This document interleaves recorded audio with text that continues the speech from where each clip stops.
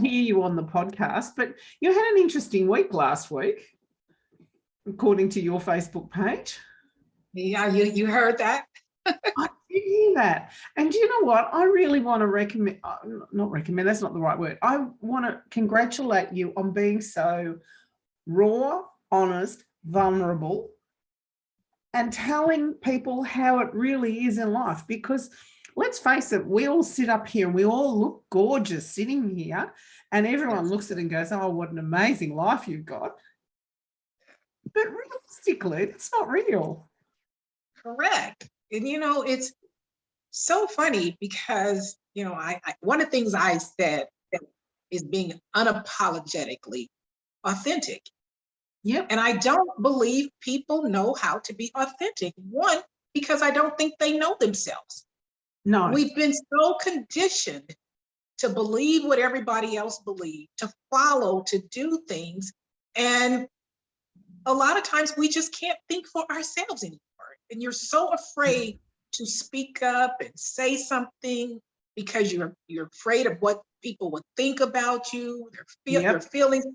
But guess what? They could care less. You're the ones with the wounds. Yeah, exactly. And when people are struggling, and if they top themselves, people say, but we didn't know that they were that bad. Why didn't they come to us? Correct. Because you don't speak up. You don't say, I was really sad today. Correct. What's someone going to say to me? You say, I was really sad today. Correct.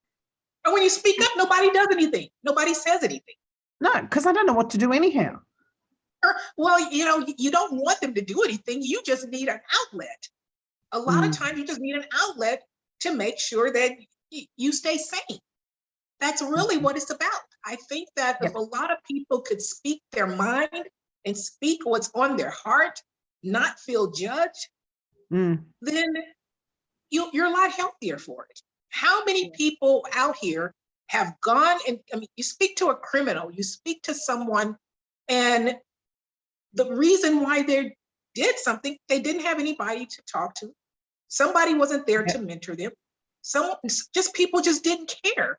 And if you have your own circle, who you think is your circle, don't care, then how do you think they're going to feel about somebody else? That's what amazes me. Like I said last week, I find that strangers are the ones that come to my defense more so. And it's because I think that neither one of us are concerned about being judged. And so therefore we just speak it. And so then we realize, wow, there's a connection. We're thinking the same way. We've gone through the same thing. You're bold enough to speak it. You're bold enough to say it. And why we can't speak our mind, I just don't get it. But something really funny? It wasn't until I was at a seminar last year and I suddenly realized, honesty was my number one value, honesty, integrity, and then I suddenly realized that I was the most least person in integrity and the least honest person on this planet, because I never opened up and shared the core of who I was. And it was basically because I was scared of being judged. Yes.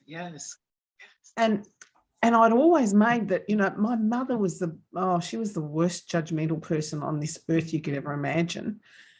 And I always said I was never going to be like Mum. And I didn't realize by me pushing her and judgment away so much, I was being more judgmental probably than she was.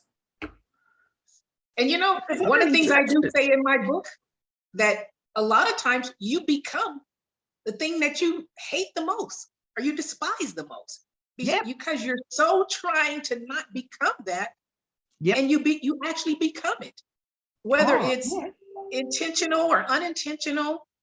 And it's amazing, and people don't understand the generational things that run in our lives. It's just, it can skip generations, but it will catch up to us if we don't deal with it. And Very true. unfortunately, a lot of us don't want to deal with things. And until you get to the brink of, losing your mind, losing your life, it's when you start thinking it's either my life or someone else's. Do I stop caring about somebody else, what they think of me, or do I work on my own healthy mental state? And I tell people all the time, I was just on a podcast last week, the Selfish podcast, and the first thing people think when you think selfish is it's selfish. It's not. If you're not healthy, if you're not taking care of yourself, you can't take care of anybody else. We have to take the time to know ourselves, Yes. be ourselves. And it's not a belligerent self. It's not, just negative. It's not just saying what you want to say. It's finding out who you are and knowing how to say it. Wisdom to say the things that you need to say. Absolutely. Absolutely. Actually, you've hit on 2 points there, but one, I'm going to backtrack again. You're talking about generational. Well, my grandmothers were the most judgmental. My mother was judgmental. I was never going to be judgmental, and suddenly realized by me, I'd already prejudged it before I'd even gone, I'm not judging that, because I'd have to judge it to work out if I was judging it. So I was even more judgmental. And I watch my kids and I see the judgment in my kids, and it's like, Yes. but how can they not be judgmental when they've grown up with this lineage? It's like, Correct. Yes, I know. oh my goodness. I don't know and how. I know. And I mean, one of the things I despise, I totally despise, and I despise, interfering with anybody's marriage, relationships, or any of that. I really respect the boundaries. I truly believe in whether you're married, whether you're not, your boyfriend, girlfriend, whatever. I respect that. And I go through great lengths to not become that. But when you have parents that, didn't subscribe to that, to live that, well, I end up marrying somebody who was already married. Did not know it. Did not know it. You've attracted yourself. You attract what you did, it's in genetics sometimes, people don't realize that. And people say, well, how did you marry someone that was already married? Now, let me tell the audience, it wasn't like he was living a dual life and, was married to me and was married to someone else and, going back and forth. Well, maybe initially he was during our dating phase, but I didn't know it. But he just chose not to get divorced on paper and decide to marry me. So again, whether it's paper or not, the reality is that I married someone that was already married. And after years of being married, when I found that out doing researching of papers while going through the divorce, I looked at the papers and I said, oh my goodness, wait a minute. His divorce date is after our marriage date. So I went back to my attorney and said, hey, no, I want an annulment. So who gets an annulment years later? So on those divorce papers, it says annulment on the ground of bigamy. Do you know something funny? I think my ex has done that because he argued with me that he had already remarried. And I kept saying, no, you couldn't have. And he kept saying, how would you know? And I said, because we're not divorced. And he went, oh. So I wonder whether he did that. That's just gossip. So the moral of the story is, check people out. We have to learn to do our research. Yeah. And sometimes we wound ourselves. How would you know? Unless you said to them, hey, listen, I want to see your divorce papers. How would you know? Well, here's the thing about it. You honestly, you're right. You can't, you won't know, because if you're what state or what country you're in, that's really the records that you're going to search. You're not going to be searching all records. So you really don't know. You really don't know. Unless, especially in my case, if you didn't even know his family. That's red flag number one. Yeah, You have that to be is a good careful way. of not Yeah. knowing family and friends. But on the flip side, when you meet someone and they tell you that their parents are deceased, and they're Oh, not true. close to, well, it's possible. I mean, Yeah. liars can tell good lies that make you believe Yeah. them. Yeah. Yeah. So you're That's right. Yeah, that's it. I mean, apart from my kids, if you came with me, you wouldn't meet anybody apart from my kids, and that would be it. Right. Yeah, because there's no one else Maybe around. maybe there's something about this arranged marriage stuff. Where, What, let your parents do it for you? well, Mine I don't know right if I there. want my parents to do it. If you find the right parent to do it.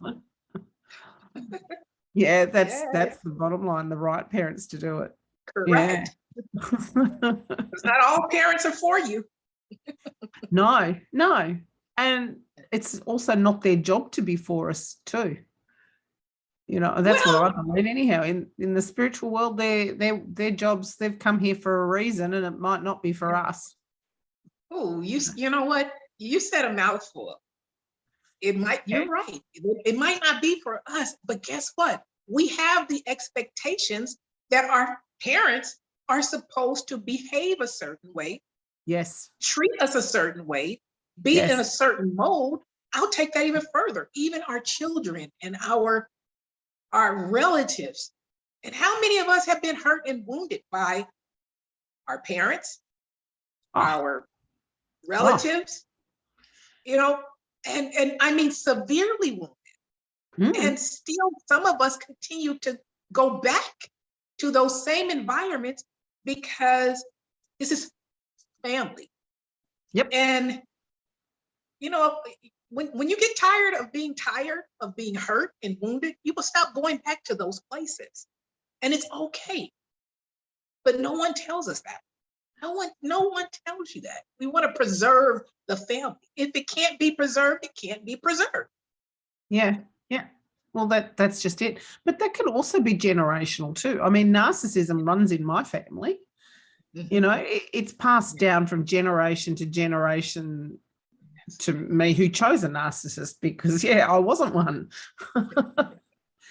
It comes down. So I've now looked at it and go, okay, my mother's job was to not love me, so I would learn to love me.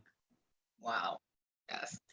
So when I say your parents mightn't be for you, they mightn't be for you in a positive way. She was for me to teach me to go out and love myself.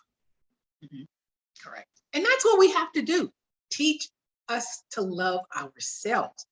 And I was talking to somebody, I think a week ago, and I said, we have to learn to love ourselves, give ourselves permission to love ourselves. And she said, you're right. I never learned to love myself. Well, if you No. never learn to love yourself, how can you love anybody else?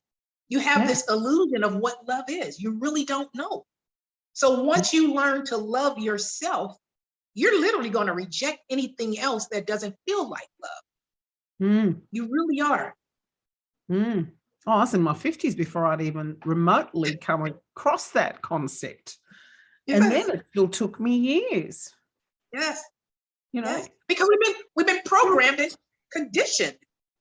And I'm still probably learning now. I'm 61 and I'm still learning how to love myself. Yes. You think I would have got that, wouldn't you? But no. Well, you know what? I say this. I love myself so much. I wonder, is there anyone else that can love me better than I love myself? I don't know that. Oh, geez, that's a lovely thing. I wish I could quite say that. I can't quite say that yet. That's interesting. That's interesting, because I can't quite say that. But it's a choice. I chose to, because I was so on the brink of despair and hurt and wounded. I didn't like that feeling. I wasn't used to that feeling. I needed to get away from that. So that was I my needed to norm. go. Yes, it wasn't. It wasn't normal for me to feel that way. It wasn't normal for me to be unbalanced, so to speak. So I had to find a way to find that balance again. How do I find it? Control the things that I can control. leave the things that I can't control alone. That's other people. I only have control over this person right here. That's it. Mm. On a good day. Mm. Mm. Yes. And that's it. We all have good days and we all have bad days too. Yes. Yes. Mm. And when we have those bad days, It's okay. acknowledge them. Acknowledge those bad days. And if you've done something incorrectly or wrong, go back and apologize for that sincerely.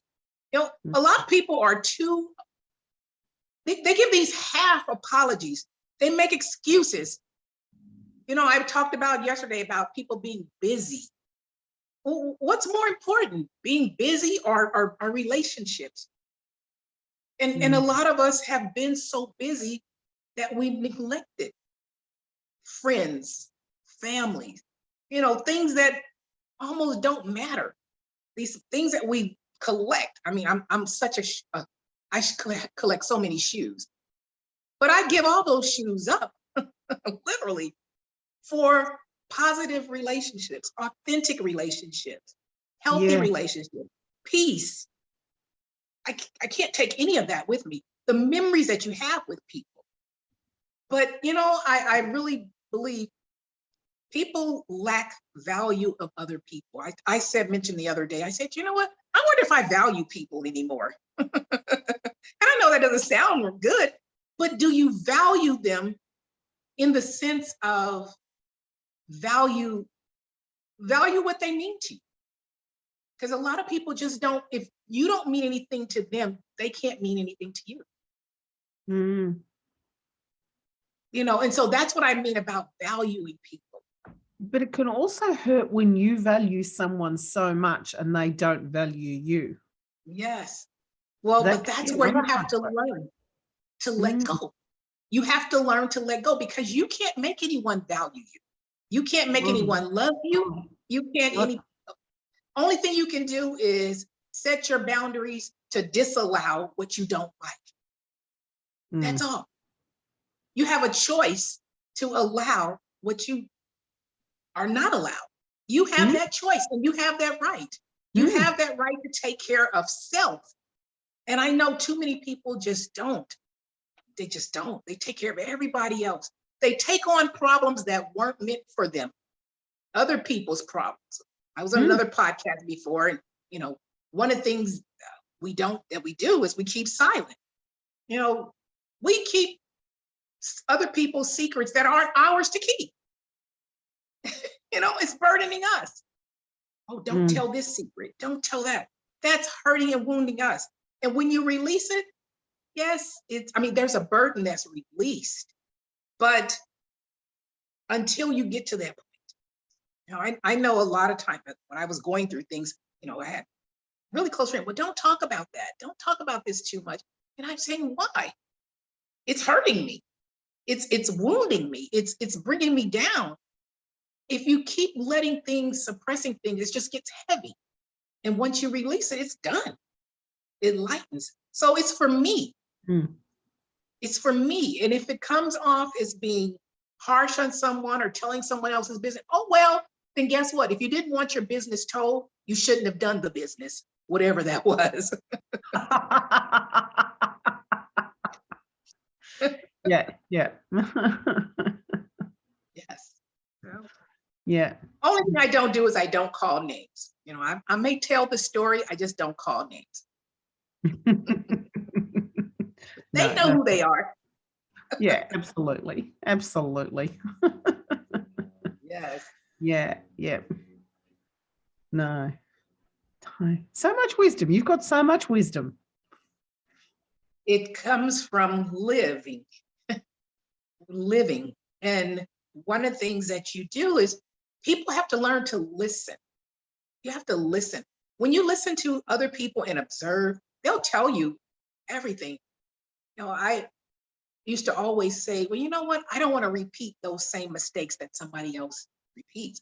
If I'm going to make a mistake, let me make some new mistakes that I haven't seen before. So I kind of observe people. You know, I listen. And I think that when you listen to other people, you learn a lot. you genuinely learn a lot. A lot of people just can't analyze what other people say. They're so closed-minded. This is my beliefs. This is where I feel. Nobody's going to change this. I don't care what kind of proof you give me. This is what I believe, and this is what I'm going to stand on. And that's closed-mindedness, because you could be wrong. And so I always listen, for the most part, to people's sides, because if you have one side, I have a different side. I said, okay, well, that's a good point. Or no, I'm still going to think the same. I think you hit it. Listening is important, but then you've got to analyze. And if you don't, Yes. if you listen without analyzing, then you don't get anywhere. You have to analyze and work out exactly Correct. what it is.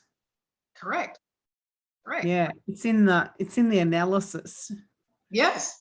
And it's not you already making decisions, preconceived ideas. You are literally actively listening. You're hearing what the other person is saying, not, well, I don't believe that, or they shouldn't say that, or they shouldn't do that. Well, my thing is, they say this, but why did they say that? Why did they say that? Why did they do that? There's always a root cause for everything. People just don't do things. I mean, we weren't born, crazy. We weren't born discriminating. We weren't born, you think some religions say we were born evil, No. I don't think that. I mean, yes, we're just mischievous, but at the same time, every phase of life is a learning process. Every season is learning. And I think that if we look at life as learning and not just an end, that's where, I think we should learn every day. Some people just don't want to learn. They're stuck in their ways. Honestly, they're afraid of learning. They're afraid of moving out of their comfort zone. That's what it is. You're so comfortable where you are. Oh, that's interesting. That's interesting. I often thought that some people are just lazy and just not interested. But maybe it's not. Maybe it is fear. Maybe it's fear that's stopping them. It is. It genuinely is. Stuff. They'll have to confront stuff. They'll have to realize stuff. They'll have to look at the truth, which is like, woohoo. Correct. The truth. Well, here's the other thing. Looking at truth and also knowing truth. There's a big difference. A lot of people accepting truth. I have always said there's a lot of things we just don't know, but we pretend and act like we know. We don't know. We know because someone else told us or taught us. And we accepted that. Yeah. And honestly, if you hear something enough over and over and over, you're going to believe it. You're literally going to believe it. Yeah. Yeah. You can't help it.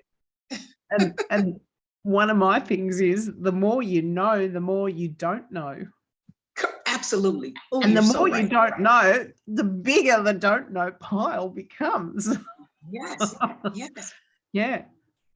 And sometimes, I think some people feel like it could be dangerous to know too much, but because why? Because again, you move out of your comfort zone. Imagine, I think that I mentioned in my book, take for instance, parenting. I mean, I grew up with my mom and my stepfather. I always thought my stepfather was my biological father until I just stumbled on my birth certificate. Okay. And found out that my stepfather, who I always thought was my father, was not my father. Why was that such a secret to keep? That's a secret for many families. Yeah. Why? And who was it supposed to protect? It definitely wasn't protecting me. It wasn't protecting me. It was harming me. Because if you don't know who you are, not only that you don't know who you are, but then do you trust the people who've been lying to you all your life? Oh, see, years ago, that was quite a common thing and Yes, probably happened so many times. You know who your mother is, but you really never knew who your father was. yes. Well, and some But people don't know who their mothers are. yeah, but with the internet now, with passports and traveling and documents, Yes, you can't hide that.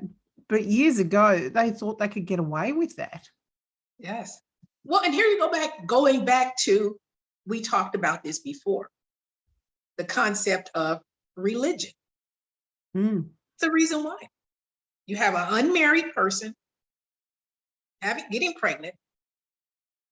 Now but you say all life comes from God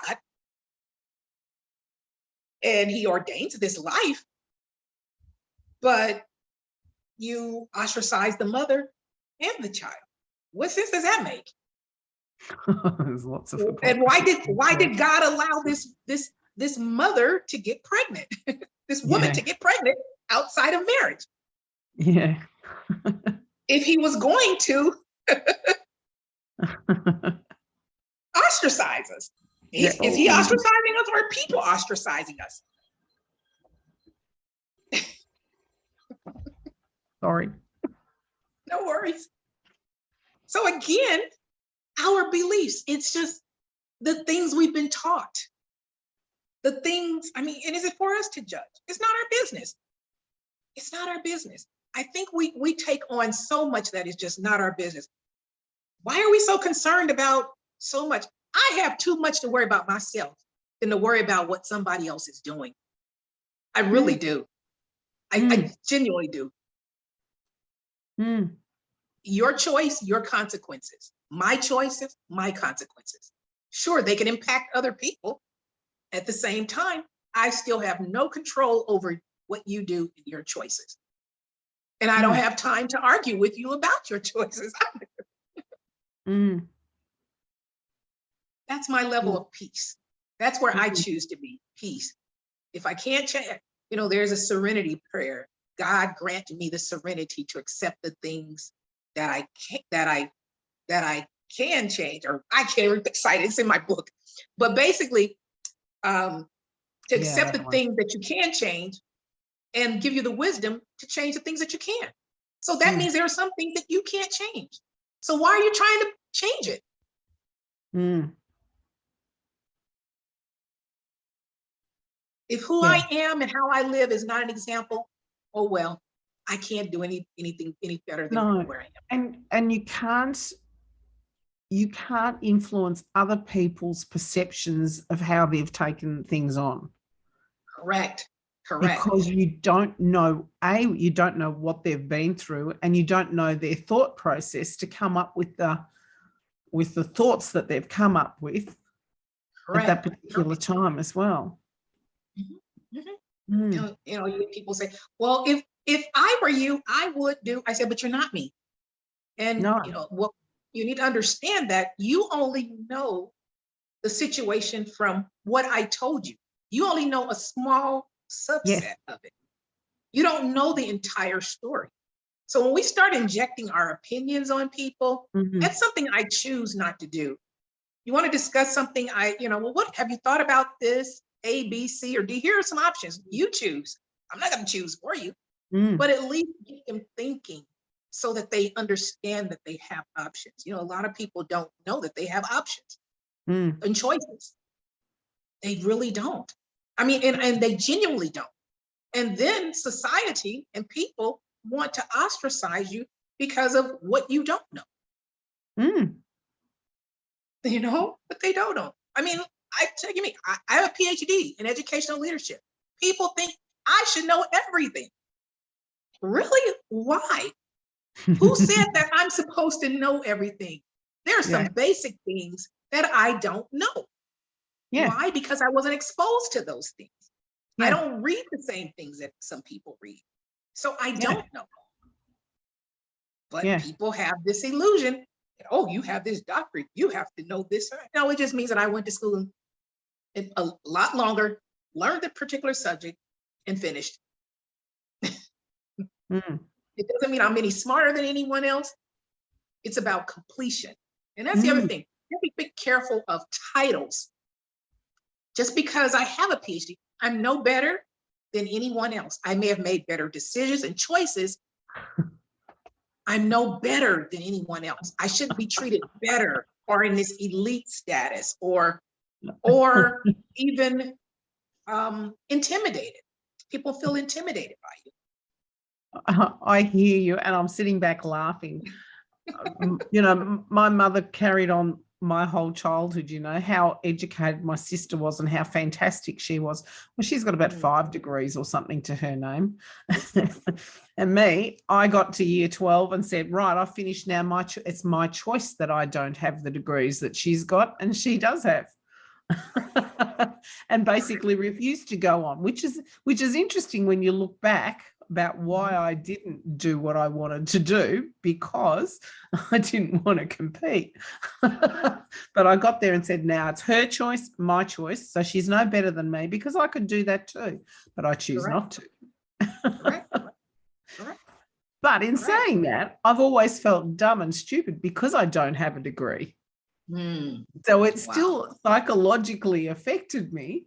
Yes. And it's probably only, you know, recently that I've worked out that, hey, guess what? I'm just as clever as everybody who's got whatever. Correct. And you know, the last time we spoke, I really loved what you said. You said, wow, I can hold my own. I have a podcast and I'm speaking to someone with a PhD. Yeah. And, you know, I was so elated that you said that, because you know, it has nothing to do with your degree. It's your character, it's your integrity, it's who you are as a person. Absolutely. And as I said, my sister's got 5 degrees or something like that. Yes. So I never felt equal, even though I said to Mum, it's my choice. I still never felt equal. And now I'm rubbing shoulders with everybody with all this education. And finding that it's right. It's easy. And you know, and it's probably not a nice word to say, but it is. You find some educated dummies. Yes. You really do. Oh, yes. Yeah. You find, I mean, and I shouldn't say that because again, that was judgmental, what I just said, because you have the illusion that just because they have a certain knowledge, that they should have a certain level of common sense. And they don't. Again, if you weren't exposed to certain things, you haven't grasped. You've got that focus knowledge. like this. Correct. And that's where, you know, yes, you can have a PhD and a degree, and that's all you can see is that, because that's all your field of knowledge. You've missed all of the outside. Yes. And there's a lot of people like that. And you know, it's funny because I even watch how people interact with me sometimes. Just, you can go into a certain environment and, oh, wow, you know, she's a doctor. In fact, you know what? I never even referred myself as a doctor until, well, in the education realm, I did, because, you know, I teach at universities, but it wasn't until one of the pastors of a church that I went to started calling me Dr. Monica. And I really never used that outside of, you know, the university. And it was funny because, you know, it's almost like they were idolizing you, putting you on a pedestal, like you're better than, you're this elite person. Well, how does that make everybody else feel? Again, I go back to, I'm no better than anyone else. No. I you know, and a lot of people do think, I mean, their education makes them who they are. They that's their image, that's their character. But that's the tunnel vision. Yes. I went to school, literally, master's degree and PhD, for my own sanity. I needed an outlet. I needed to be productive, because I think the first time I was going through a divorce in my master's. My PhD, I had lost my job. It was time to pay those student loans. I couldn't afford to pay it. So I went back to school and got my PhD. So I didn't have to pay for it. So it wasn't something that I chose to do, or it was things in life that guided me through. Yes. So Yes. some people aspire to get a PhD or doctorate degree. Not me. It happened. Something that happened. Yeah. Yeah. So, You're so, yes, so right there. So how old were you when you got your PhD? I got my PhD, what, 11 years ago? So I was 47, 46. Good on you. Yes, 46, 47, yes. Yeah. So it's That's, never too late to learn. It's never too late to earn a degree. You know, I hear people say a lot of times, oh, I wish I had gone to college or finished. Well, you still can go. There's no reason that you can't. So either stop wishing it and stop putting yourself down, or go back to school and get it. But don't make yourself feel less than just because you haven't done that. mm, mm, You're not less than. But mm, again, if it's important to you, you have to understand and realize, why are you going to get that degree? mm, What is it going to do for you? What is the value of it? Once you get it, then what? What are you expecting? What are you expecting for it to change? You know, some people just get it because they want it for themselves, something they dreamed of doing. Some of them want to move into a career. They want to show someone that they can do it. Again, stop worrying about what other people think. Because they could care less whether you got it or not. Once you get it, you're like, okay, they're still going to treat you the same way. Yeah, exactly. Yes. Yeah. It didn't change you. You just got a piece of paper. Yeah, exactly. That's the reality of it.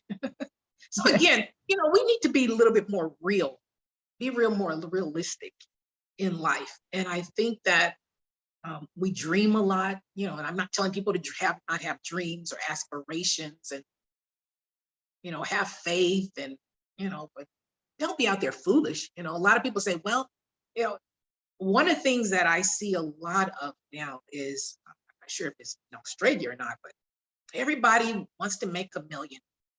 Everybody wants to be a millionaire. Okay, you want to go to this master class and make millions in, you know, my class in 6 weeks, and everybody's after this. And I mean, you see the same thing. Everybody's gone to the same school and repeating the same thing. But are you enjoying life? How do you know you're going to be here tomorrow to enjoy it? You know, fine, it may be some sacrifices you're willing to make to get to that point. I'm just not willing to do that type of work. And it's not being lazy, it's just that, sure, yes, more money, more problems, more issues. Yeah. Yeah. Very, very true. But I did a challenge a couple of weeks ago with my group. I don't know whether you saw it, and that's make a list of 100 things that you want. And one of the things that I've worked out is that people don't know what they want. They don't know who they are, so they don't know what they want. Correct. So the universe can never give you anything if you don't know what it is you want. So making that list, the first time I did that list, it was just horrendous. It took me a week or two to sort of get to 100, and it was like, what else I don't know. You know, the first 5 were easy. The first getting to 10 was a challenge. Oh my God, 15. And and I've got 85 to go.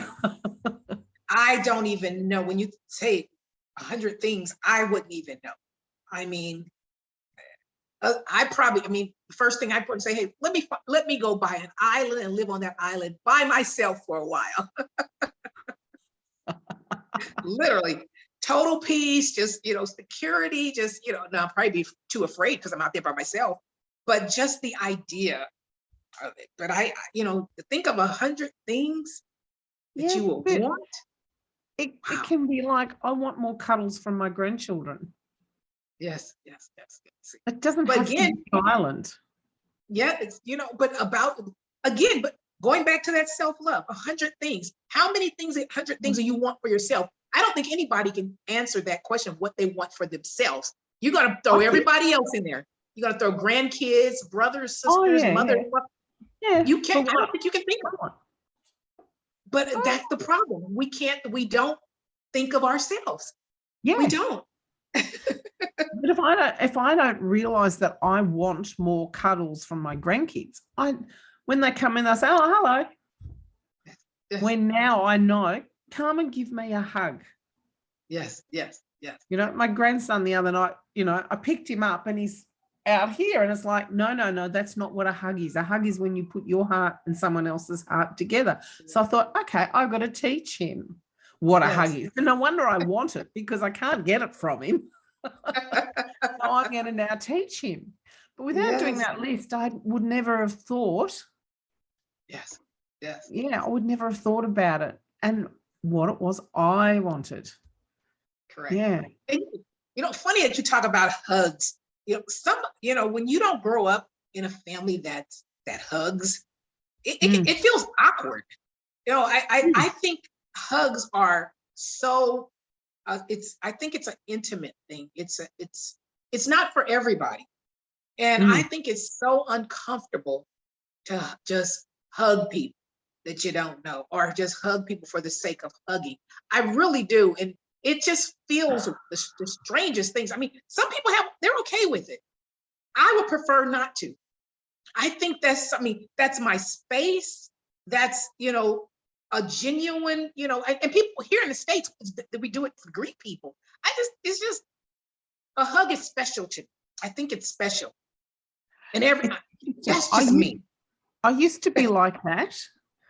And I used to be like that. And probably, 10 years ago, 12 years ago, when life turned upside down, there was no one to hold me. There was no one to hug me.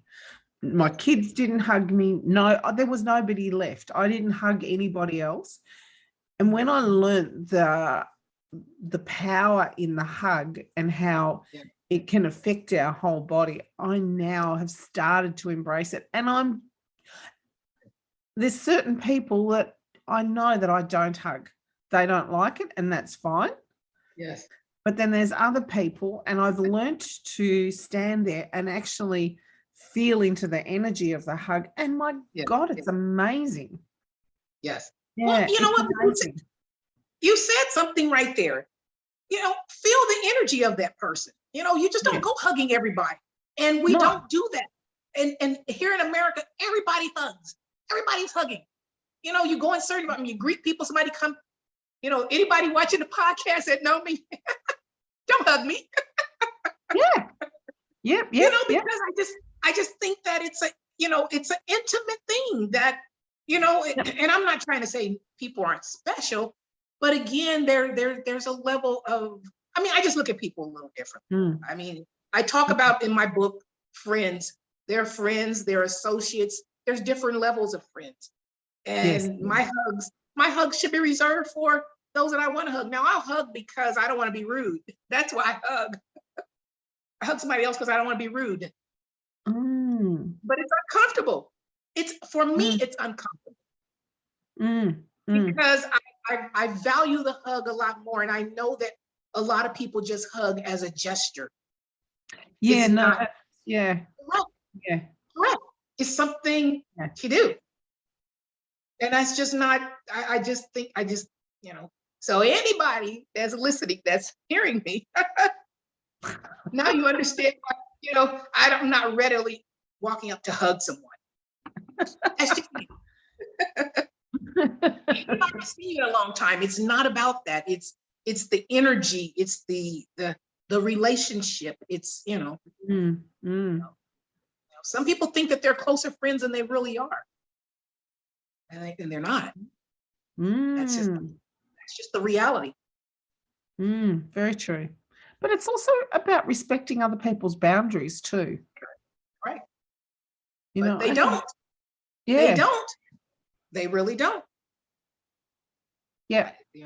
They just don't. It's just such a natural thing to walk up and hug, like greet, Same thing with a handshake.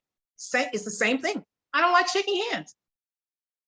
I must admit, I don't either, because I don't really know what I'm doing and how to do it. I feel very awkward doing it. It's just, I just, it's that, even in, I don't care, even in a business relationship, okay, let's just shake it and agree. It's a touching of the hands. It's an energy that you're passing. And maybe that's why I don't like that. It's still, it's energy that's passed. And I don't want to receive everybody's energy, regardless of the handshake. When President Obama was in office, he did the fist bump. Oh, I love the fist bump though. It's not as intimate. It's a closed hand. Total difference. It's a different feeling when you fist bump versus a handshake. For me. So, what's funny now, even with COVID, you're not supposed to touch. I fist bump. So, somebody put their hand out or even to hug me, I fist bump. That's comfortable. Yeah. For me, it is. Yep. And that's, and we have to respect other people's boundaries. Yes. But we don't. We want to impose our beliefs and our feelings on something. We want to impose this hug. We want to impose this handshake. It's what you're supposed to do. I do it. My grandson, I'm going to teach him how to bloody hug. Some people are huggers. I'm just not a hugger. Because, like I said, I think because I feel the energy of people. I do. And I think, in our case, it was a generational thing that went down and down and down that I'm now trying to break. Yes, but his mother's already got it, so he's already taking on his mother's energy. Yes. And she's definitely not a hugger.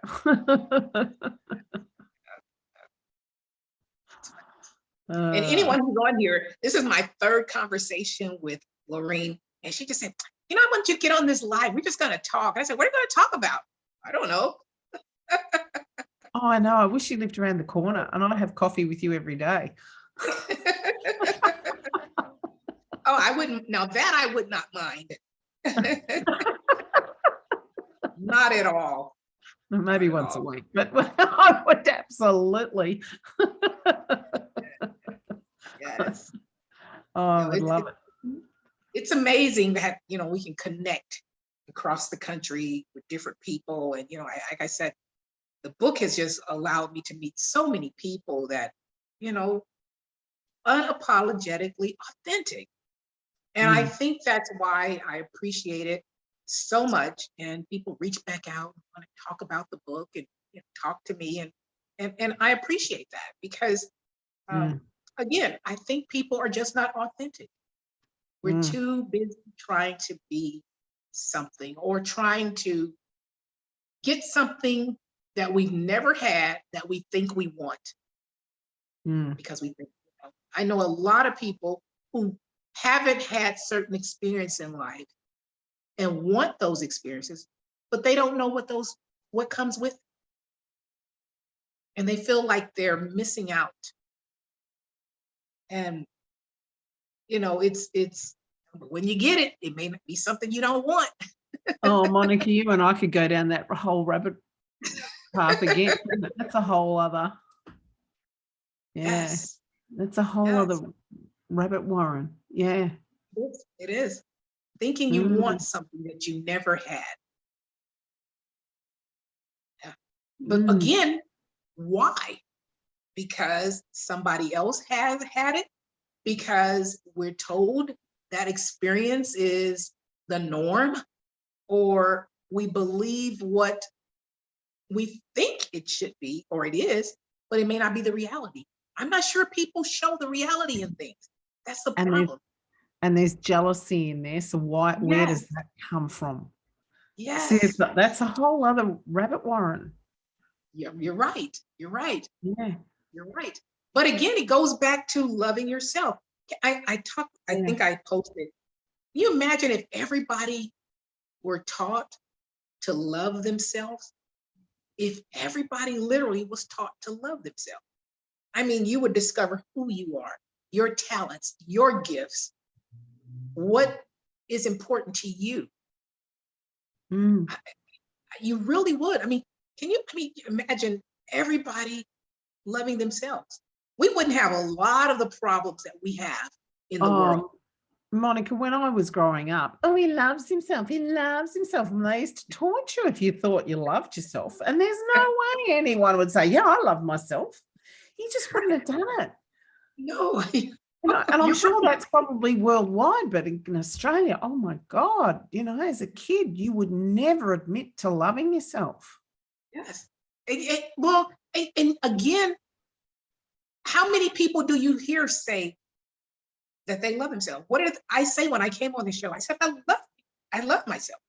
I say that because people aren't taught that. They're not used to hearing somebody say that. You even said that. Oh, look, I would be inspired if you said that. I would be inspired, but I could just imagine people would be going, oh my God, she said she loved herself. Yes.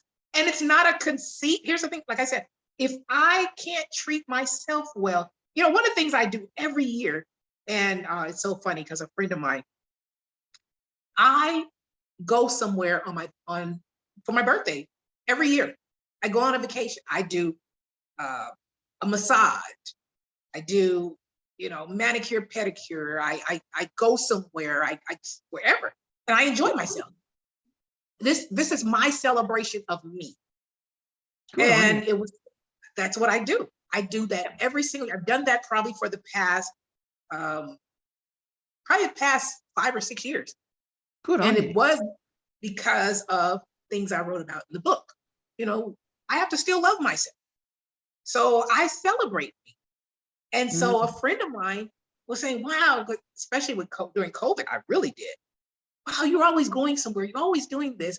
And so, she's a year younger than I and went on her first vacation by herself this year for her birthday. But again, we don't celebrate ourselves, but we want other people to celebrate us, but we don't celebrate ourselves. I do. But again, it's not something that I did in the past. It's only because of the wounds that I've gone through, and I chose to love myself. I chose to treat myself special because other people weren't anymore. So therefore, I had to, and I had to do a better job than anybody else. And again, so if I can't love myself, or someone can't come in and love me the way that I love, it's going to be a problem. So if you're upsetting my peace, unbalancing my life, it's a problem. That's just where I am. Yep. Yeah, I hear you. I really do hear you. Yeah. That's where I am. Yeah. Things aren't perfect in life, but like I tell people, if I was to leave this earth right now, literally, I die in peace. I'm done. I've had the opportunity to speak to everyone that I need to speak to. They know where I feel. Oh, including me. They know I've told them about the things they've done, and I don't have anything else that I need to say. I don't have anything else that I need to say. So it's a great place to be. Yeah, it is. I don't fear death. A lot of, No, I don't either. And again, I think I mentioned to you, you said in Australia, they're not as religious, but, we're talking about religion here in the States where, this place is not our home. We got a better place to go, where the streets are paved with gold. Well, first of all, we don't know if they are or not. We don't know that. And here's the thing about it. If it's that great, why is everybody afraid to die? That's a whole other rabbit warren we could go down. I know. And I could go down there quite easily. Yes. So, I just, you were, when you were talking, when I think we first spoke, and you were saying how you hadn't gone to a church in like 20 some years, and you finally had gone. And I was like, what? And I mean, that's like the total opposite of us in the United States. I mean, religion is so powerful here, so Hold on, strong. but I didn't go to a normal church. I went to a spiritualist church. So it wasn't a church.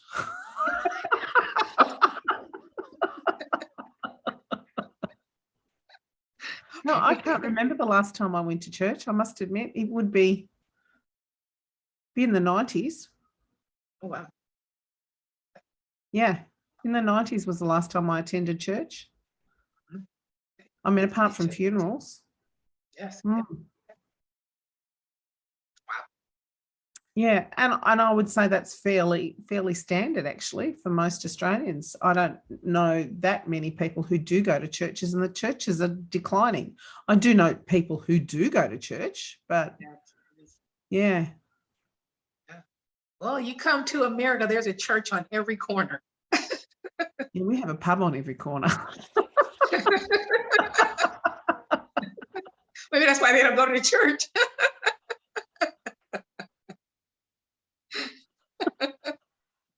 That's fine. It's just amazing the difference in dynamics and beliefs, and but we have to respect those beliefs. We can't force people to believe certain things. Yeah. It's refreshing when you can speak to people who don't force their beliefs on you, whatever that belief may be. Yes. I must admit, I always thought America and Australia we thought the same until I went there, and then I realized that we didn't. And our beliefs on guns are very different to Americans, and I think you're slightly starting to change now over time. And I befriended a relative of my ex's actually, and I went and stayed with her. And then after, when I was back here, something was said about guns, and I said, yeah, and I was with her, and I said, but you wouldn't have a gun in your car. And she said, oh yes. And I went, what? I went in a car with a gun? Oh my God. And I went, oh my God, I didn't know that. Oh, I don't know whether I would have done that. She unfriended me. And it was like, oh, seriously? Oh, wow. And Again, different. With you saying that, a lot of, I go back to friends. When you don't believe, but they believe. Yeah. They're no longer your friends. I can tell you, my book is going to rub some people the wrong way. I've lost several people because of the book. And the reason why is they don't want to face truth. They rather deal with the illusion and sweep it under the carpet. Yeah, they don't even want to entertain the possibilities that there's different answers. Yes. Or they don't want to think this way about a certain person. They have this image and beliefs about a person, and I don't care what you can show them. They will never believe it. Yep. Even if they know that it occurred, they still will support that person to a fault. Yes. Or that family member, right or wrong. We talk about, especially when it comes to sexual abuse in families. You don't believe the child they said that uncle or aunt or cousin or whoever had been abusing them all these years. Oh no, we just keep that quiet. Well, when you speak up, you find out he's been doing this to several other people. And that's what like I said before, my message, mission, and movement is to unsilence the silence. Because once you unsilence things, you realize you're not the only one. And we need to get people talking as opposed to not talking. But when you don't talk, that's a form of control. Oh, absolutely. When you cannot tell your truth or speak up, it's a form of control. It's a form of manipulation from people and from systems and institutions. And we don't want to believe that. But until something happens to make you aware of that, then you start thinking differently. You know, it takes a wound for your wisdom to be birthed. It really does. Yeah, you're right. You're right. Yeah, Does. you did right. Right. Yes. No, I lost lots of friends. I didn't Yes. lose them. They just didn't want to know about my book. They didn't want Correct. to know about the truth because they Correct. had their own views of what the illusion was that we were living, because it was all an illusion. Correct. Correct. Mm. And that's, you know, but it's again, people feeling comfortable in their own space, their own lives, and their own realities. That may not be truth. And I look at it this way, it was so amazing. I had someone on Facebook, literally in one group, you know, contact me and ask me about, I think after she read the book, about revealing to one of the relatives that they didn't think that they were siblings. And they asked me if they should tell them. I said, well, first of all, you need to look at the motive and your motive for telling. Are you being malicious to do it? But on the flip side, everybody deserves the right to know who they are and where they come from. And why was it held from them? Who is that harming? You know, maybe you're going to answer questions for that person. Maybe they had, you know, I don't understand that concept at all. Again, it's a selfish motive to not tell somebody who they are. It really is, because you're harming, you're trying to maintain your own image as opposed to that person or the other person's There's reality. got to be fear in that as well. You know, what will it do to our relationship if I'm not honest? You Correct. know, will they not want to be my sister if they're not my sister? What's it going to? Yeah, there's lots of motives in there. Right. Well, but then they're still hard. Now you're telling me, but now can I trust you with truth now? You've lied to me all this time. So now I'm having trust issues. Yep. You've known and you've never shared it with me. So therefore, yes. So, whoa, that's a And then you minefield. want to justify why you did not. You know, some people would take secrets to their grave, and it's not their secret to keep. And somebody said, well, it's not their secret to tell. Well, if you have the knowledge and it's, you know, I'm not going to tell people just go out and start telling everybody everything, but I would want to know. I mean, I would hate for anybody to find out the way that I did, that my stepfather was not my father. I had trust issues at that point. I really did. You know, I had to get through. Why was it told to me? Why did my mother tell me this? You know, maybe it wouldn't made a difference, but now I'm questioning, and well, who's this person who was my father that chose not to be in my life? And why? Did he know that you were his child? Repeat the question. Did he know that you were his child? Yes. Look at your face. Oh, my face. Oh God, I can't keep a straight face. And I want to say, I think I was like 14 or 15. And so when I found out, I actually reached out to him. I reached out to him at 14 or 15. Wow. What did he say to you? I spoke to him and, you know, hey, how are you? You know, I told him who I was. And I think it was the most ridiculous conversation. And it didn't bother me one way or the other, because I put it this way, you can't miss what you don't know. I'd never longed for anyone. It wasn't like I was, you know, I mean, it disappointed me of the lie, but I didn't have a desire to get to know, or, you know, feel like I was missing anything, or life would have been better, or I'm missing. So when I talked to him, it was funny because he was talking about all the children that he had, just say, I'm just throw out a number. I don't know, 12, 13, 14 kids. I don't know. Not only that is he was a minister of a church. So I'm thinking like, okay, man of God, you have this other child out here.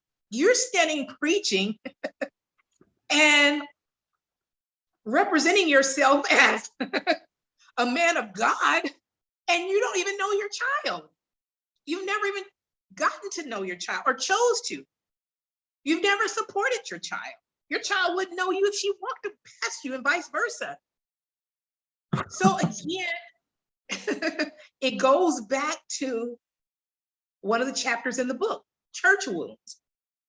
You know, we elevate these leaders, and then but we don't know their lifestyles. And he was okay with it.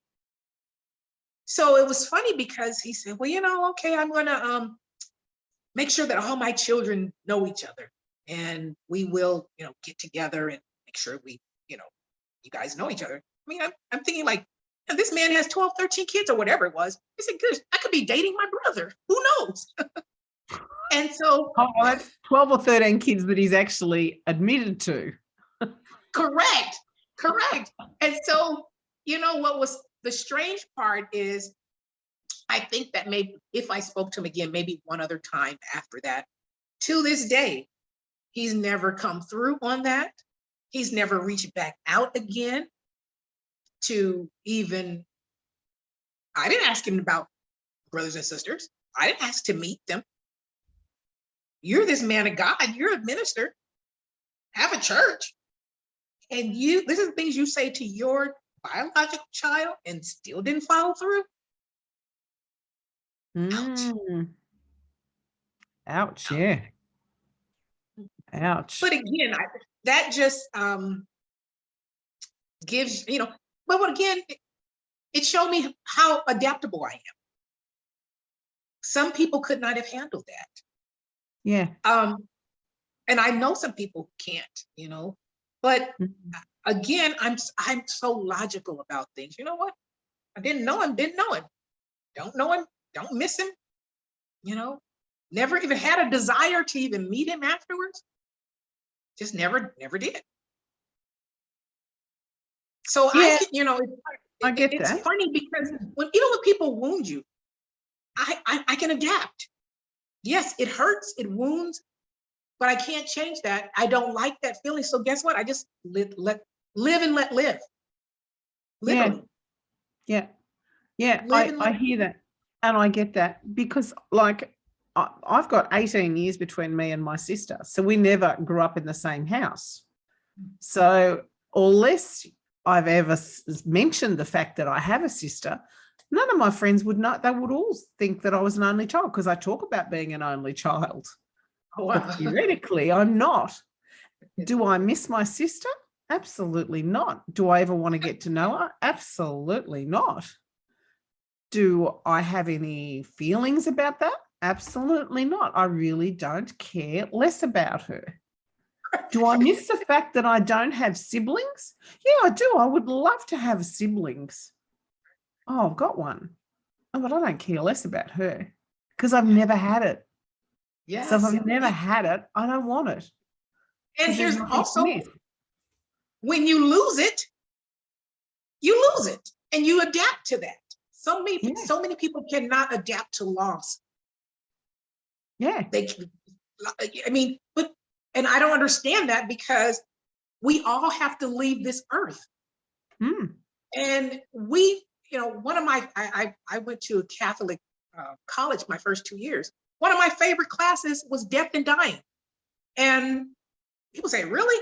Well, the reason why is because they taught death and dying as a natural part of life. It wasn't this somber thing. It wasn't this, you know, now of course, when the way people die horrifically, you know, that's sad. But again, you know, I choose to look at the time that I had with them. You know, the joy that, you know, I don't think about, oh, they missed this. They don't, you know what? Here's the thing about it is those that are dead right now, they're kind of in a blessed place because They don't have to deal with all this foolishness we're dealing with. You're probably in a better place than we are, yeah. I mean, well, we hope so, Yeah. And so, again, if we look at death and dying differently, again, but that's a mindset. Mm. And I was taught that in I think my first or second year in college. So I look at death differently. Mm. I genuinely do. I appreciate the time that we have Mm. and that we had. Yeah. Do you know, we have been on here for so long, it's just not funny. And I could just continually talk to you forever. That's We what I probably said. lost our audience. Oh, I wish you lived around the corner. I really do. Amazing. Yes. Yeah. So let's end this before, because everyone will say we can't listen to that. It's too long. Oh, I know. Okay, they're just chit-chatting. Well, what we're chit-chatting about is really, really good. And we could have gone down so many more rabbit holes. Yes, You know what? yes. Maybe we should do this more often. Let's go down these rabbit holes other times. Look, now you're trying to get me in trouble.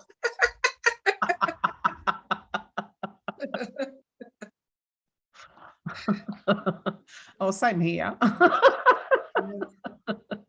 can't be in any more trouble than I'm already in. And I don't care about being in trouble. I'm past it. I agree. I agree with you. So agree with you. Yes, yes, yes, yes. Oh, so lovely to talk to you again. I enjoy it so much. Wow. So thank you so much. Thank you again for having me, and appreciate your platform. And hopefully these people need to go out and get this book. You guys see my book here, Wounds of Wisdom. Oh, yes. MonicaJackson.com. Hopefully you heard something today that inspires you, encourages you, that helps you to move forward, give you a voice, give you strength, give you wisdom, give you courage to love yourself enough to love yourself. Love it. Thank you. Thank you. There we go.